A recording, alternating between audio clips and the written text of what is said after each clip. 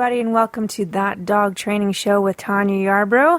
And this is where we talk about the dogs we love and the stupid human behaviors we don't, also known as S.Hu.Bs. So, today's show is called Kids, Dogs, and S.Hu.Bs. Why not? Because that's what we do here. We talk about dogs and S.Hu.Bs. Now we're just going to add kids to the mix. But real quick, just to remind people if they're interested, there is going to be a Movie Tricks 2 class starting up in a couple weeks and the Pack Leadership Seminar on Father's Day, June 21st. So if you are interested in doing some, either a really easy class with your dog that's about doing some parlor tricks to impress your friends because, you know, apparently they're not impressed enough with you, but also to build your dog's confidence and your confidence as an owner trainer. Check it out on bluecollarworkingdog.com and also check out their new store. It's like the IKEA of dog stuff. It's pretty amazing. It's pretty impressive. Skylights and all kinds of crazy stuff. And then, the Pack Leadership Seminar, Pack Leadership 101 seminar, because you could talk about that stuff forever, is actually on June 21st, Father's Day. So it might be a good Father's Day present. And it's also, all the details are listed on the bluecollarworkingdog.com website under the training tab. Okay, so back to our little title today, Kids, Dogs, and S.Hu.Bs. This was inspired by the Blue Collar Working Dog staff, so thank you very much because I pressed you for a question and you gave me one, so I'm going to give it to you right now. If you'd like check out my Facebook page, That Dog Training Show with Tanya Yarbrough, you'll see the article that I referred to. So those of you who are parents, aunts, uncles, caretakers of children who might be around dogs as well, you should check out that webpage that I referred to about.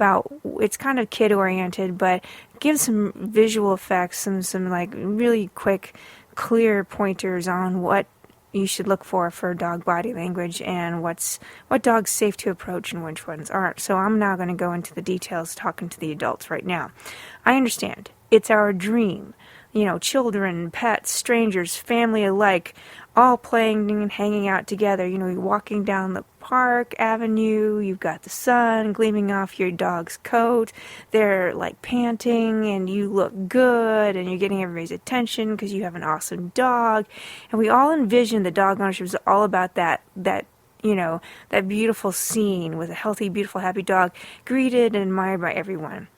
Hugged by innocent children who are just drawn to you and your dog, envied by adults, and maybe even attracting some romantic prospects. I understand.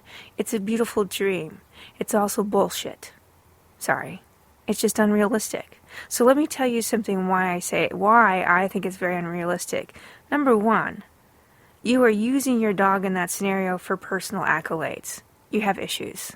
You shouldn't be putting that on your dog if that's why you're doing it. 2, you are assuming your dog will always be relaxed in all environments at all times. That's not a realistic expectation either. 3, you assume that children approaching your dog is a normal thing for both children and dogs. Yes, it happens all the time, but it's not normal, it's not okay, and that's what I'm going to talk to you about today. The first one about your personal accolade needs, being validated, you need to go to a therapist for that. That is not appropriate for the show. Anyway, so children make up the largest group of people out of all people who are bitten by dogs every year. If you just want to break it down by year, you can break it down by month, you can break it down by week, but it's children who are bitten the most. Why? Well, first of all, there's a lack of understanding by adults that children are naturally frightening to dogs. In other words, there's an unrealistic expectation by adults on dogs to accept children as harmless. That's wrong. Dogs don't see children as harmless. I'll go into details of that, but just, take some notes down. Keep that in your head. Dogs do not see children as harmless, okay? Just because they're innocent and they don't know what they're doing and they're both cute, children and dogs don't see it that way. Number 2, lack of knowledge by adults regarding dog body language. Y'all don't know what the hell you're doing. Okay? You think that a dog acts a certain way and you think it's happy. You think a dog acts a certain way and you think they're friendly. You don't know what you're talking about unless you've had some training, some understanding, some knowledge, background, whatever. You have to really know what dog body language means and stop ignoring the cues that your dog's trying to give you. They're trying to communicate and you ain't freaking listening. So that's a big S.Hu.Bs move on people's part. All right, and then number 3, in terms of why children are bitten, people end up teaching children to treat dogs like other children or like stuffed animals. That's a huge problem. That's a huge problem. So the whys. Why do children get bitten most often than any other group of people out of all people at any given period of time? One, your lack of understanding that children are naturally frightening to dogs, or that unrealistic expectation that dogs accept children as harmless. Two, lack of knowledge of dog body language and not listening to the cues the dogs have and respecting it. Number three, teaching children to treat dogs like they're just another playmate or they're a stuffed animal. All right, let's get down to the nitty-gritty here.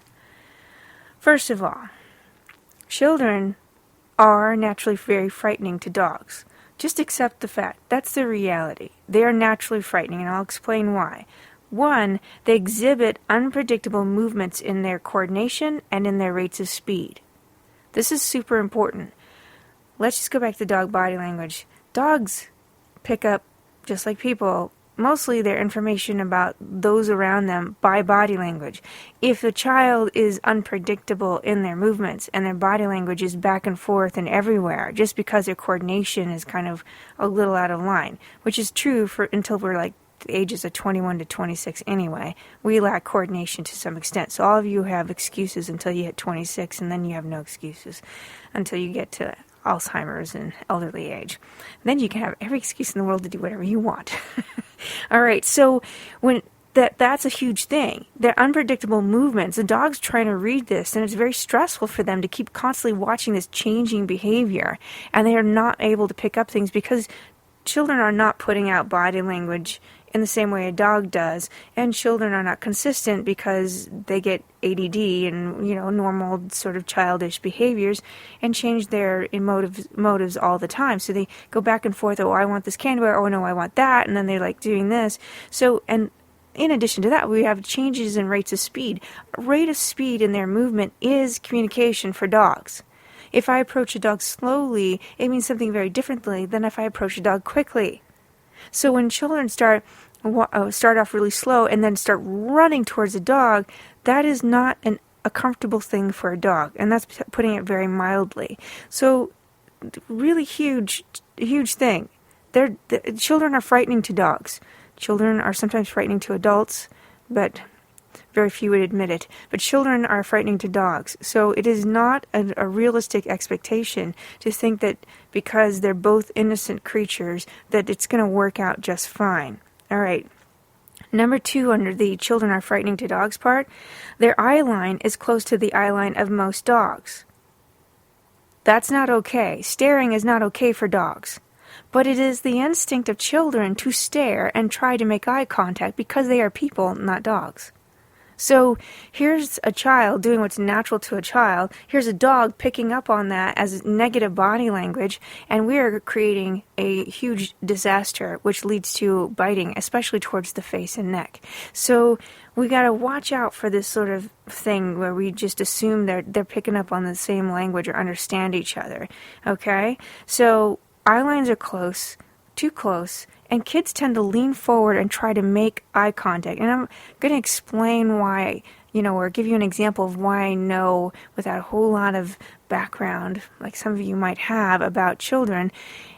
Peekaboo is an easy game for even infants to play, because it is in our instinct to look for eyes and read the faces of other humans. So when we play peekaboo with an infant, they think it's funny, they think it's cute, they think it's surprising, they think it's interesting, it's fascinating, and they're always trying to make eye contact with your eyes, and that's why peekaboo is all crazy. It's all fun times. Peekaboo is not fun for dogs. It doesn't work the same way. So that's another reason, number 2 reason why children are just naturally frightening to dogs. That's just the way it's going to be. All right. And third reason is that children tend to reach forward to make contact with someone. You see it when babies are first learning to walk. They reach forward towards someone. When you're holding an infant, they reach up towards your face. It is a natural instinct for children to reach forward with their arms to try to make contact. This is not good for dogs. This is considered an attack for dogs, especially if they're particularly stressed out.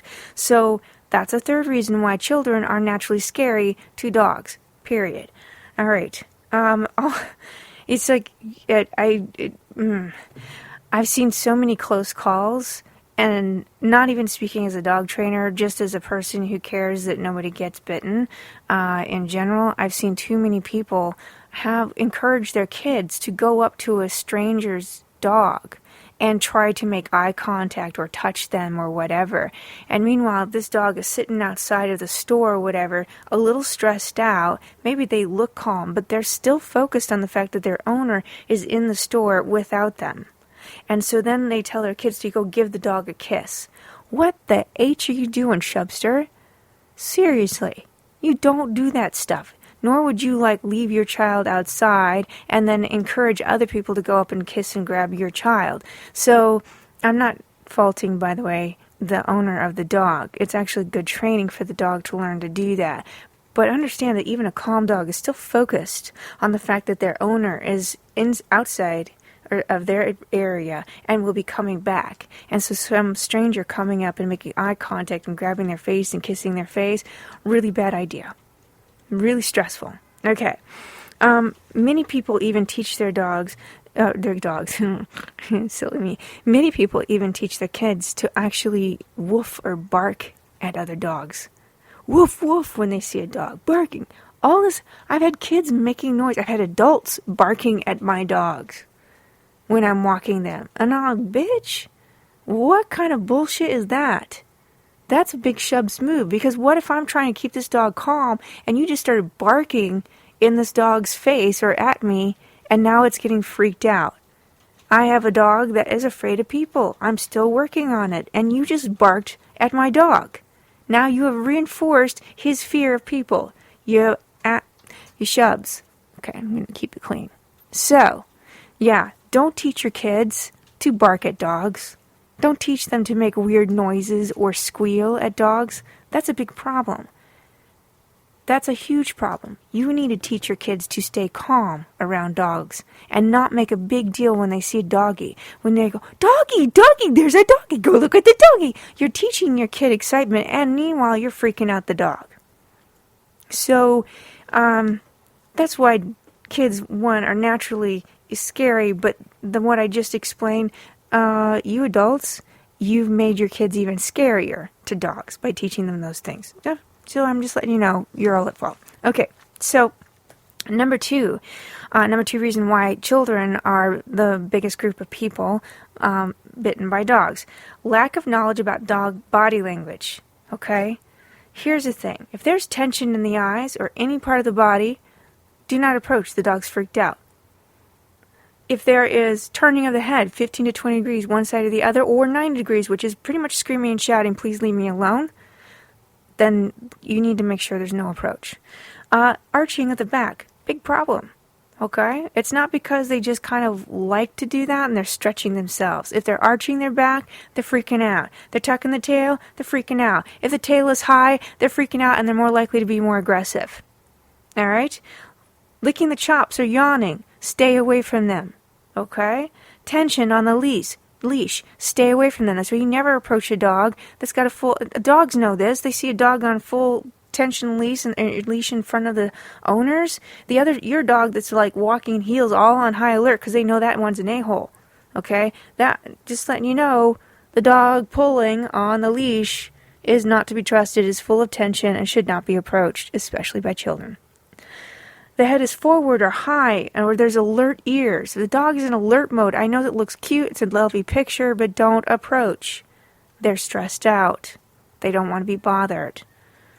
Now, what you do want to look for is soft, blinking eyes. Like they're looking at you like you're just in this halo of soft light. That's possible. There's no 100%, but that's much better. There's relaxed jaw without excessive panting. There's a relaxed back legs and torso.